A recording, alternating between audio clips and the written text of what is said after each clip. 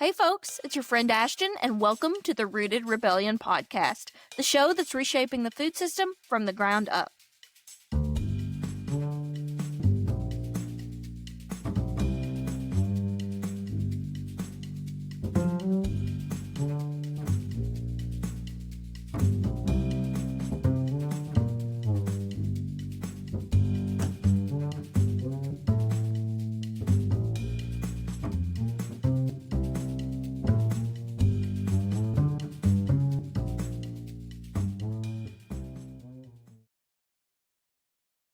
Hello, and welcome back to the Rooted Rebellion podcast. Today I am joined by Mr. Cole Mannix of the Old Salt Co-op. Cole, thank you so much for joining us here today. Thanks for having me, Ashton. Cole, to kick us off here today, why don't you tell us a little bit about Old Salt Co-op? And what are the values behind it? Well, Old Salt Co-op is a meat company based in Montana. We are essentially a parent company that is 51% controlled and governed by the producers that supply it, and 49% by the workers that work in its businesses.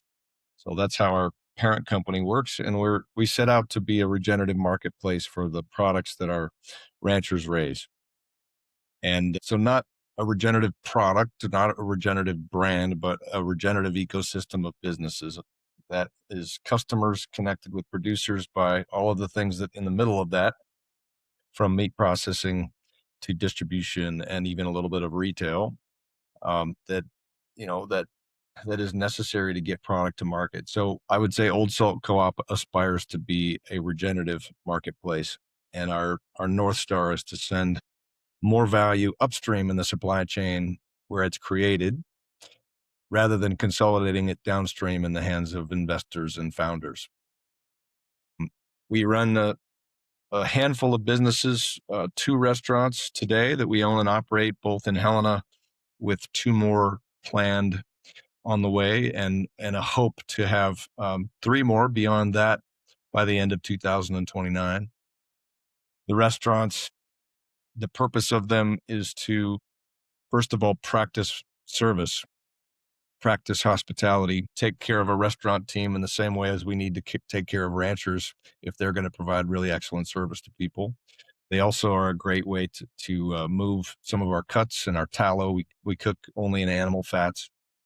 And they also serve as a drop location. So when people order from us online, they can pick them up. They can pick up their product at the restaurants.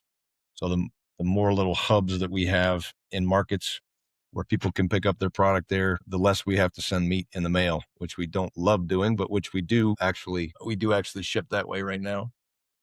We also have 2 meat processing facilities. One is a slaughter and full fabrication facility an hour away from Helena in a little town called Butte, Montana. Currently process about 40 head of beef equivalents per week. The facility has the capacity to do about 4 times that if we can build the team and the markets to do it. We just purchased it back in September, so we're kind of new to the USDA meat processing world, but we purchased a facility that came with a team that had been there together for 12 years. And so we're really learning a lot from them, and hopefully them being plugged into the old salt business is a good thing for them as well. We use that facility to process our own products. We have 2 lines of pork and 3 lines of beef. And then we also do some custom processing for other ranches and farms and have their own brands. The other little processing facility is in Helena. It's where we fulfill our e-commerce orders. We also do a little bit of kind of specialty smoking and specialty products there in a bit of a retail exempt kitchen for our own restaurants and for a few direct-to-consumer products. And then we have a little building on that site that we're renovating to make a Brazala product, which is, think of it like beef prosciutto a little bit. It's a 60-day aged hamstring muscle that you slice really thin and serve as an appetizer. And then we have, I mentioned the e-commerce side of things. We operate a Shopify website where we sell products, meat, and merch. And then we run Old Salt Festival. And Old Salt Festival is kind of our annual celebration of land stewardship and instigation of hopefully more transformative change in our food system. And so we Last year we had 3,000 people. Our goal this year is 4,000. It happens on the summer solstice on my family's ranch in the Blackfoot Valley that you're familiar with. I've been very fortunate to attend the festival, and it is really unique. It is a beast of its own that really has taken on the spirit of Montana, I think, so beautifully. I'm excited to dig into that more today. I think you said it best yourself when you referred to Old Salt as an ecosystem. There are so many moving parts that I think some of our larger agriculture seems to lack. You all are hands on from start to finish, whether it be in production or distribution. How does that tie in to your regenerative values? How do you remain regenerative throughout the process? Well, it's easier said than done. I think ultimately being regenerative is just about doing justice to a lot of relationships. And that's everything from soil relationships with fungi and bacteria and creatures like nematodes that hardly understand, and those root systems and the plants that have those root systems and the grazers and the bugs and the birds and all the different relationships that a grassland or sagebrush steppe or a timber country, that's how that ecosystem functions. And then there's the people. Obviously, nature would just be fine without us, probably, as a species. But here we are, and we have a massive impact. So how our economy works, how markets work, has a great deal of effect on what actually happens on that land. Are we actually mimicking natural systems, or are we making them one-dimensional with our inputs and our technologies? When it comes to a restaurant, the same thing applies. Like, how do you provide good service to customers if you don't take care of your restaurant employees? You have to build systems, whether that has to do with the way you track inventory or whether it has to do with the way you train people, the way you greet people as they come in. How do you pay people? What is your cadence of meetings? And because I don't come from restaurants, and because they're hard anyway, and because it's a hard time to be in the restaurant business with what's going on in our society, I can't say that we've created a regenerative restaurant culture yet. We certainly aspire to, and we're working on it every day, but it's easier said than done. And being a non-expert, I got a lot to learn. And so when I say it has to do with doing justice to relationships, it's just about treating no one like a machine, treating no part of the process as if it isn't important. I think of plants, I believe that it's true that depending on the plant, they invest between 20 and 40% of their sugars in root exudates that they send to the community of creatures that ultimately help the plant get what it needs. And so unless you invest enough resources in the community that surrounds you, I don't think you can be able to be regenerative. And the whole idea is that, as your fellow Kentuckian, Wendell Berry, who's a hero of mine, likes to say, like, health is a whole. There's kind of no such thing as a regenerative product by itself unless you look at the whole system of processes that it took to bring that product to market, unless you look at the customer as well. What we have done, I think, as a society is on one hand by design, which is that we decided as a country that we were going to try to keep the peace geopolitically by having free trade and enforcing free trade and allowing all these nations to grow their economies as much as they could grow their economies. And we'd keep the peace with each other by essentially allowing everybody to do better economically. And so we've built our food system in a lot of ways to have security geopolitically from the perspective of not running out of key commodity grain crops. We've built it on the idea of efficiency. We've built it on the idea of always having a lot to trade. And then the second thing is maybe not by design, but we've allowed money in the political process to essentially allow power to continue accumulating in the big companies that control agribusiness. And so that's seed, chemical, genetics, fertilizer, then it's processing and its distribution and its retail. We've really allowed power to concentrate and influence the political process because we have decided that the only metric that really matters is to ensure that the customer is not being abused from a price perspective. And we have not included in what counts as too much consolidation. How well is the producer doing? Well, if you look at the ranching industry, in 30 years, we've gone from 900,000 some ranches across the country to 600,000 some. And we've basically forced the producers to lower and lower margins so that they have to increase scale. More units of throughput to make up for the lack of margin on any given unit of throughput.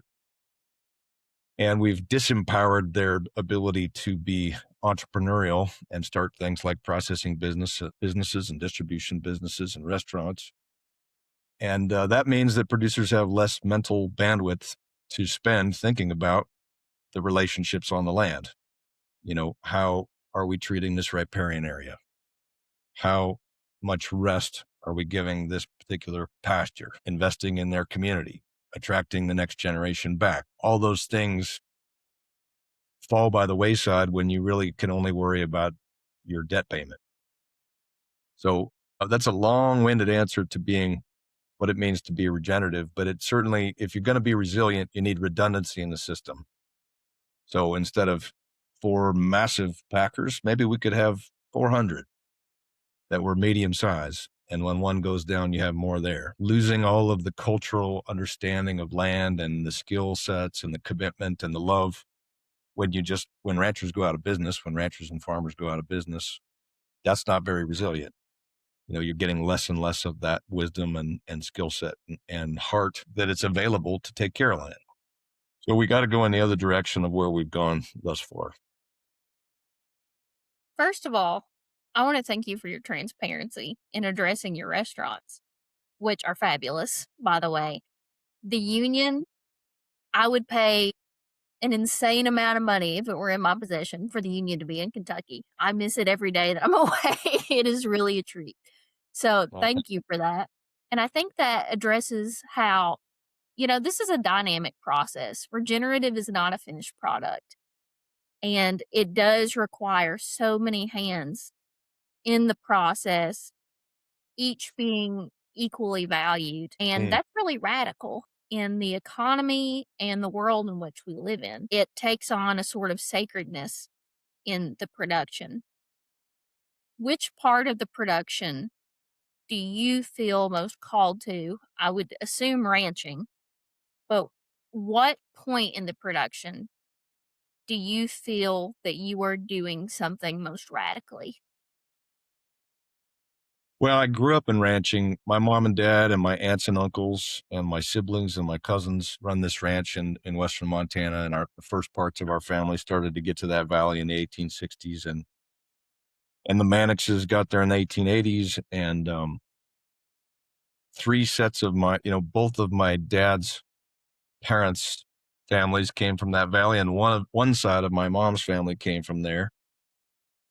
And so ranching is the context I was raised in, but so I did a lot of ranch work, but I've never managed a ranch. And I was the oldest of the kids. And at that time we were kind of encouraged to go off the ranch for at least 5 years to explore. And part of that journey for me brought me to Boston to graduate school and meeting a huge diversity of people, many of whom had the idea that cattle grazers were bad for the landscape or that meat was bad for health.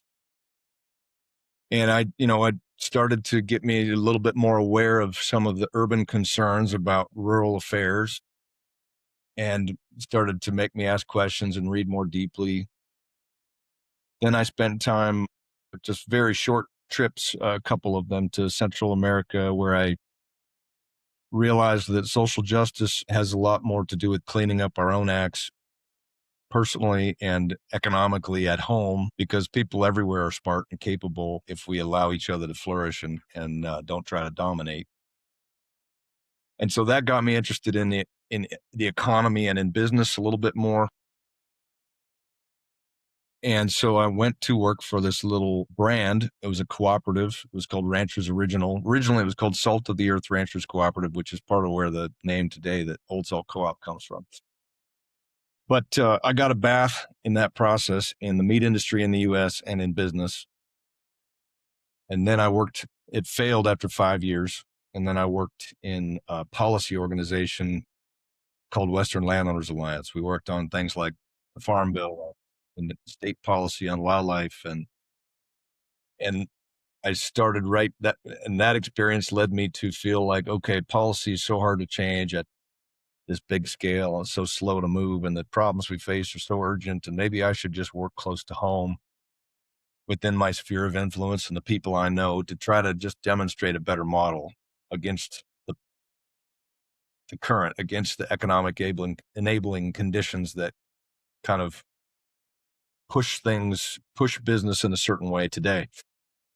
And so I guess, being gone for a long time now, it's been 15 years or so since I got out of graduate school and started in that first meat business.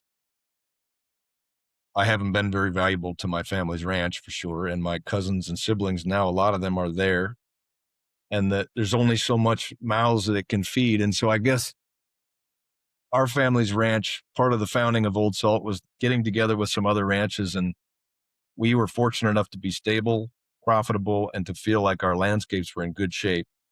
But we thought we might be out of business in a generation, not because of what was happening on the land, but because of what was happening downstream of production in the feeding industry, processing industry, distribution industry, retail industry, customer perception of rural places and rural activities. So I guess I think I can be more valuable focusing on the downstream and trying to build some kind of an interface, a marketplace where customers who start to understand how important producers, ranchers, and farmers are and how important those rural communities are can participate in a marketplace that benefits those rural communities, nourishes them so that those rural communities can nourish the customer. So I guess when you say, like, what's the most radical work I could be doing, I think it's trying to set up a marketplace that makes sense. Right now, so many of the niche fancy food brands that are buying livestock kind of different than the conventional chains. I think they're still built on conventional thinking, a lot of them. And so I still think there's a lot of work to do to structure businesses right, the way that businesses get capital right, and structure all of those kind of intermediary middle market infrastructure businesses like processing and distribution and retail, et cetera, in a way that allows the customer to actually, when they do get it and when they do start to try to change their habits, it gives them a place where change will actually happen. I think the most important thing to ask about a business as an investor that cares about impact is not, you certainly have to ask, will this business work? Can it survive? But if you decide that you think it can, you really have to ask, if this business does succeed, what is it going to feed? Is it going to make some investors more rich than they already are and some founders wealthy and still squeeze producers to the bottom line, to the margins? Because if it does that, it ain't going to change anything.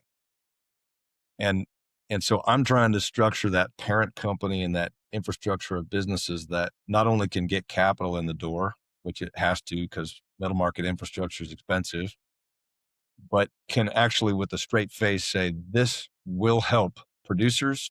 And because it helps producers, it will really benefit the land. It will really benefit things like climate. It will really benefit things like nutrient density. When it comes to establishing a regenerative market, who do you think bears the greater burden, the producer or the consumer, or is it even a third option of like the structures that are in place? I mean, I guess what I would say is that it's my perception that the public basically thinks that the reason we don't have more regenerative agriculture is because producers aren't doing the right thing. And if they would just do the right practices, we'd have a lot better food system. But I actually think that it's a miracle. We actually have a lot of producers doing amazing work. I'm not going to say it's the majority. To take really good care of land in these economic conditions is very hard. But there's a lot more than people think of producers who are miraculously doing it incredibly well, but they're doing it by swimming upstream up a waterfall. So I think that it's the burden of getting better is primarily on capital. It's primarily on our, you know, regulatory system. It's primarily on the downstream end of the food system. Like that's what needs the most change if we're going to get better at the headwaters, at the upstream side.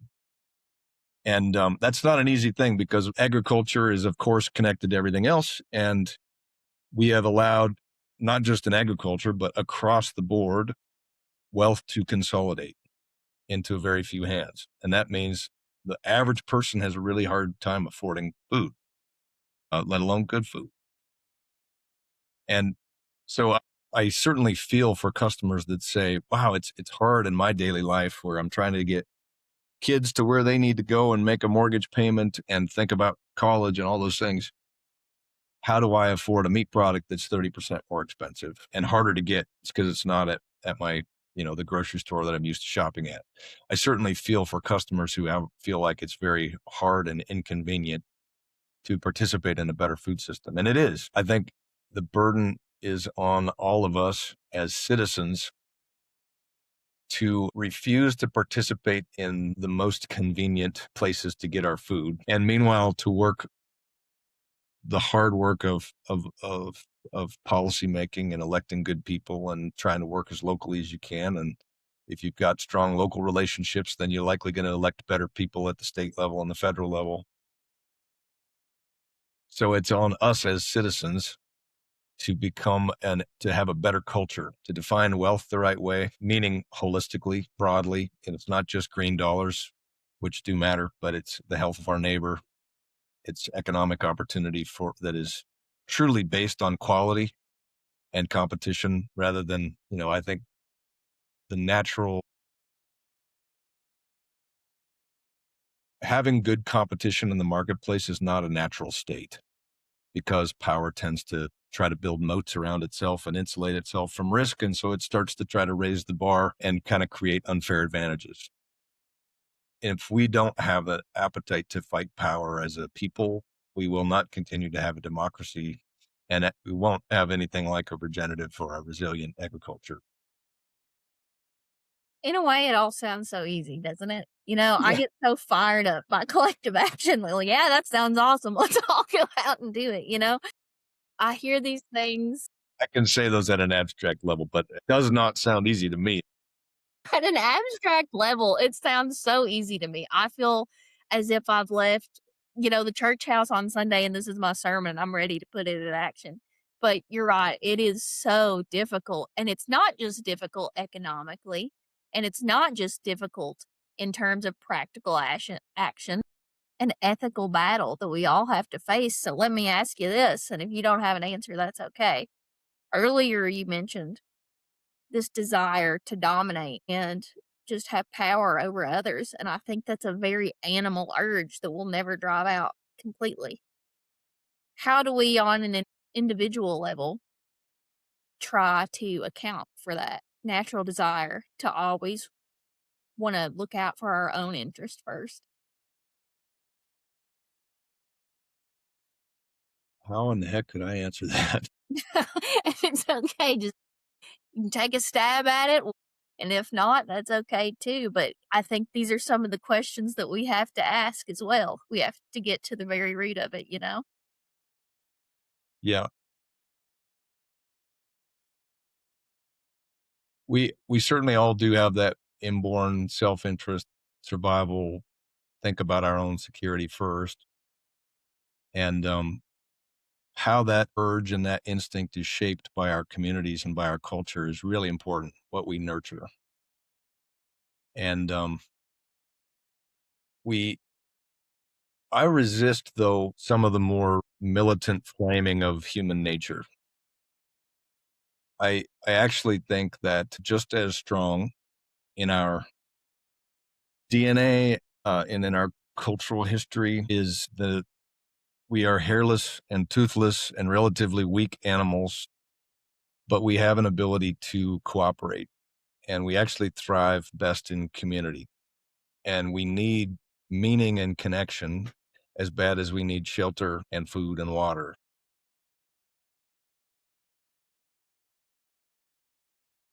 We have to be able to nourish a different way of seeing the world as neighbor, as a created thing, seeing ourselves as creatures, not as God. And that means instead of worshiping ourselves, worshiping God, worshiping something greater. What the hell would the common good or any notion about the common good of the common weal mean if there isn't something greater than us or creation? I mean, my graduate school was in theology. I thought I was going to be a priest, and I think you have to ask you have to ask the question of what is worth serving, what is worth giving your life to, in order to solve simple questions like how do we have healthier food to eat, and in order to know what the hell policies to work on.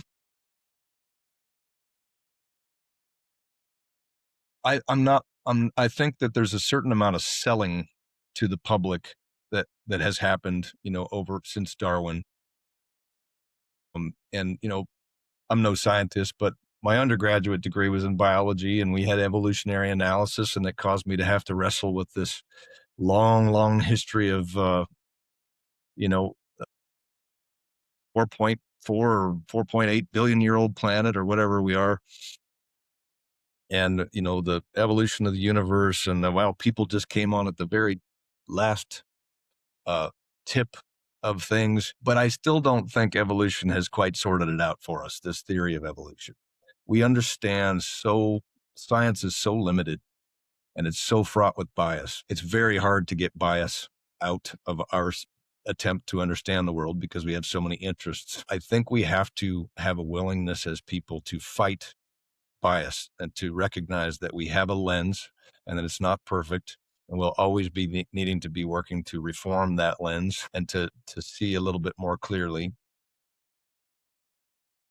And I so I don't believe that we are just bound to be these selfish creatures. I just think it's a bit of a shallow story. It's there. We are animals, and yet there is something more to us. And I think that there is in all of our wisdom traditions, there is the recognition that you find yourself as a human being by giving yourself away. And I believe that there is a deep legacy of cooperation that can be nourished. And like at the end of the day, I don't know like how likely is it to happen. It's just like the only thing worth serving. Some snaps for that. I am in total agreement, and I think a way that we can simplify this a little bit, a premise of the thesis that you are explaining is that land is kin. That is one way to, I think, take this argument with whatever religious or spiritual leaning you may have, if we can come to recognize land as kin, as Old Salt wants us to do. And I think that is one of the aspects of the co-op that I really appreciate. And I think it sets it apart from similar business models that I've seen. And on a more practical note, I'll ask this. As we come to apply some of the methods seen with the co op, and given the acreage needed for regenerative grass fed beef production, do you think that this model is replicable? And do you think that it could fully meet the nation's beef needs or meat needs, generally speaking? I don't want to ask the question of how do we feed the world or the nation. I think it's the wrong question. I think if we ask the question of what can this piece of land do well, how does it function? What is its carrying capacity? How can we enhance its ecological function and get it to produce whatever it will allow? If we could focus on that more creaturely question first, I really think that the rest takes care of itself. We can't keep asking how do we feed a 9 billion and a 10 billion population. It's the wrong question. We have to ask, what will this land do for us? Like, what will it allow? And that means it means accounting for all the costs of taking care of something, of loving something. And if we account for those costs, that it will mean empowering producers, working to nourish and sustain them as much as we possibly can. And I think if we do that, we will find that the earth gives. And it will, if we're really accounting for those costs, then it will put more pressure on our consumption and our wants. It will make us focus more on our true needs. We're always going to have wants and want certain luxuries. But if we focus on taking care of all the costs that it really requires to take good care of land, then I think it will cause the right things to become more, the things that need to be more expensive, it will cause them to be more expensive. And the places our money needs to go, if we put it where it needs to go, we will find, perhaps we'll find that we start to live within our global carrying capacity, which is ultimately going to mean smaller population at some point. If we believe as farmers and ranchers that a field does have a carrying capacity and that even the best managed piece of land can only produce so much, then we can't ask infinitely of the earth. And if we start by taking care, then hopefully we'll kind of come to that organically rather than through collapse and disaster and constant power battles. That would be preferred, wouldn't it? What sort of responsibilities do you feel toward your land in particular, especially as the 5th generation? Well, I don't own any land, and none of the fifth generation do yet. And if I don't go back and apply my labor and live and work on the ranch, then I'll never own any of it, which is just fine by me. That's kind of our value set. But I still feel an obligation to the place and my family and the people, and so I want to do everything I can to nourish it. And that's what Old Salt is about. I want my cousins and siblings to flourish in that community, and I want their neighbors to do well. And so I'm going to spend my life be in the urban side until I decide to move back to the ranch and convince my wife that that's an acceptable path. And maybe I never will, and that'll be okay. I'll work a little further downstream and do my best from town. I didn't maybe answer the question about replicability. Yes, I think what we're doing is replicable. I don't I don't set out with the goal to become the next JBS. I'm not. I don't think that's a very humble goal, and it's not the hope I have for the world.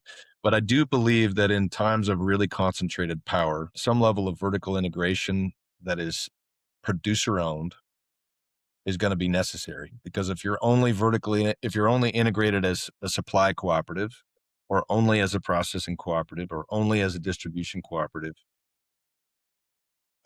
I think you're going to be too vulnerable. I believe that producer ownership and vertical integration, those two principles are replicable. And I also think that it's incredibly important for the food system to become more experiential rather than just, hey, it's our mission to put a whole bunch of product out there on grocery store shelves that have a shiny label on it. It's just too fragile. It's not deep enough. It's not a deep enough connection with the customer. Everybody's got a good graphic designer and they're going to have language that tries to be attractive to the customer, and the customer's never going to be able to be an expert. And certainly they're not going to be able to become an expert from a label. That's why I'm interested in, you know, restaurants in our backyard and festivals in our backyard and as many events as we can find the human capacity to organize. So I think there's some replicable pieces there. And we're doing the things we're doing as Old Salt, not because we know the answer, but I think we know what is not the answer. So we're trying to say, what kind of activities can we possibly do productively that might be part of the answer, and to kind of ignore as much as possible those things we're pretty sure are not the answer. Process of elimination is a useful tool. Yeah, let's say that my first goal would be to just sell less to the superior livestock auction on the virtual market where I have no connection to what happens afterwards. And we'll go from there. Food as an experience is such an important piece that I think as we strive to overcome some of these challenges gets a little lost. Mm. It becomes a commodity even when done well. It becomes a means to an end when food is meant to be enjoyed and meant to be something that brings us together. And I think that Old Salt ties that in beautifully, particularly with the festival. So now that we've addressed some of the philosophic points and ethical questions that I didn't anticipate arriving at today, would you like to tell us a little more about Old Salt Festival? Yeah, so we've held it for 3 years now, and coming on year four. Last year we had about 3,000 people. I would say maybe 70% of those folks are from urban areas, and the rest are either agricultural people or they are working in conservation in some way, wildlife, food systems, that kind of thing. And the festival is 3 days long, and it you don't get a cell signal by design, and there is a music element. I think last year we had 19 different bands. There is a wood fired cooking element. So this year we have a cauldron station and a plancha station and a grilling station, and that's really about just interacting with the food and watching it and smelling it and just interacting with the chefs. There's a group of really high quality food trucks folks that are providing like the core of your sustenance, so everything from tam tams, wood fired pizza, to mountain berry bowls. Like, that's kind of the core of people's food over the course of the weekend. There's a wonderful makers tent, people from across the region who are making things out of leather or bone or knives, or they're making some form of art. And so that element of commerce is kind of fun. And then the core of the festival really is the talks and the poetry and the pasture walks and the equestrian demo and the working stock dog demo. And we blow an anvil 300 feet into the air with black powder and Pretty have some special. ranch. And I don't know where you'll see that anywhere else. but it's, people are really there kind of searching for their next, some of them searching for the next step in life, or searching for the next business partner or their next investor or their next place of employment. And there's some really powerful talks this year.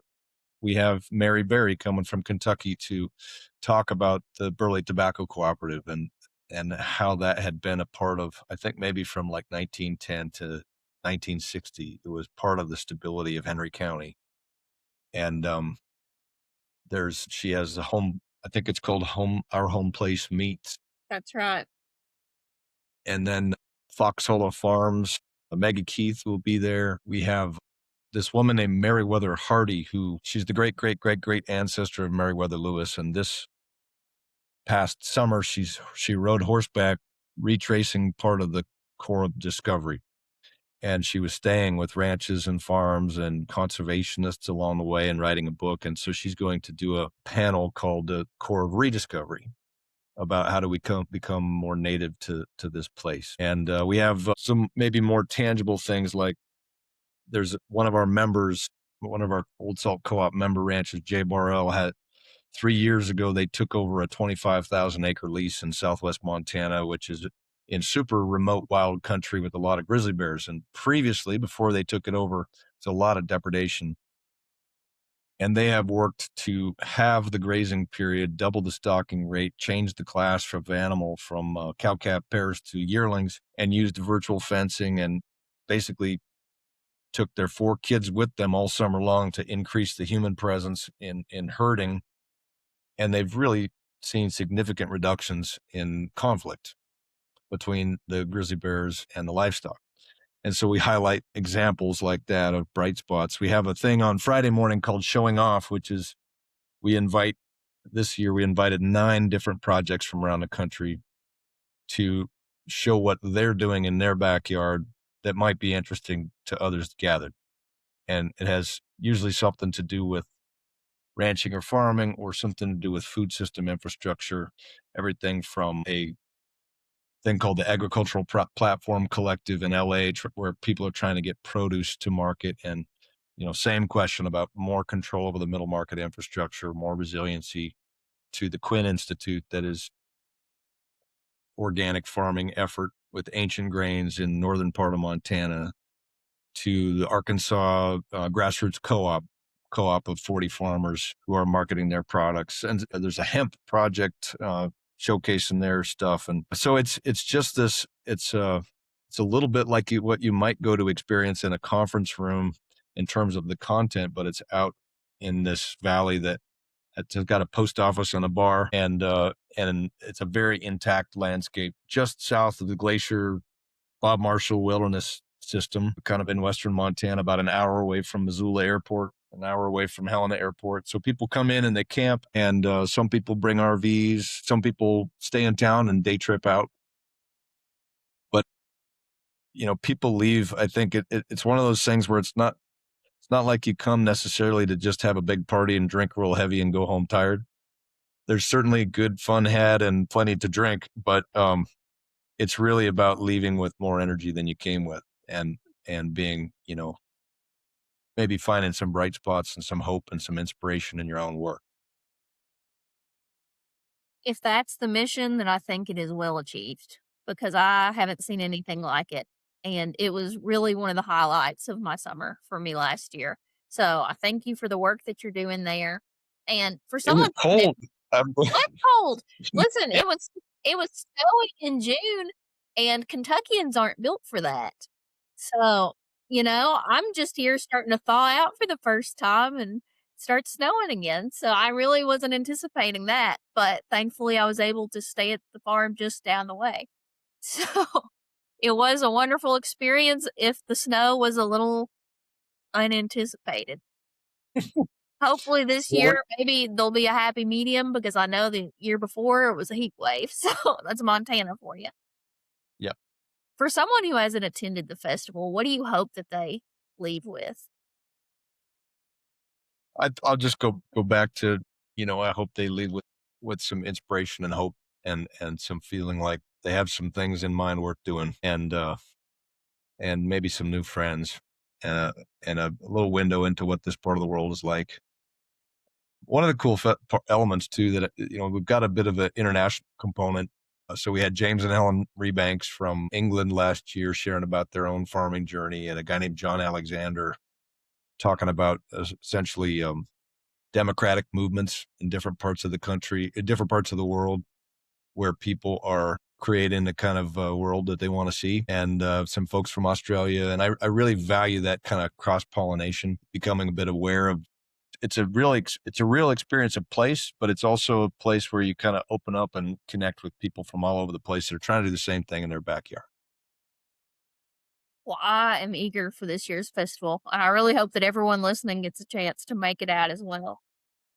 To wind down our conversation today, I'll end on the same question that I ask everyone, and that is what part about this work makes you feel most rooted, most connected to your values and the things that matter? I think that the part that makes me feel most connected is just I'm doing something close to home, close to my context, close to the people I know and grew up with and who raised me, that might contribute something. And when I when I see somebody in Helena who likes what we're doing because it's bringing life to Main Street, or when I meet somebody who recently moved to Montana and connects, feels like they can find community a little quicker than they otherwise would have by coming to the restaurants or the festival. Or when I find somebody who's been here a long time and maybe is feeling like, shit, everything's impossible, when they start to feel like, you know what, there might be something here, and that makes me think of what we should do in Malta, or here's what I am doing in Malta, and you guys should know about it because you dumbasses and haven't been paying attention. Like, I think when I meet people who feel like they're seeing value here, that that makes me feel like, hey, even as an urban person who's not ranching, I've got just as big a responsibility, and I need to be just as connected. I just need to find a different way to do it. If I'm not on the land, then I need to be contributing to the land. Absolutely. And I hope that everyone that's listening today maybe walks away with an idea of how they can begin to contribute to their communities or their market in this battle that we're all facing for a more regenerative food system. So, Mr. Mannix, thank you so much for your time. We appreciate it. And thank you for joining me today on the Rooted Rebellion podcast. Thanks for having me, Ashton. Really appreciate it.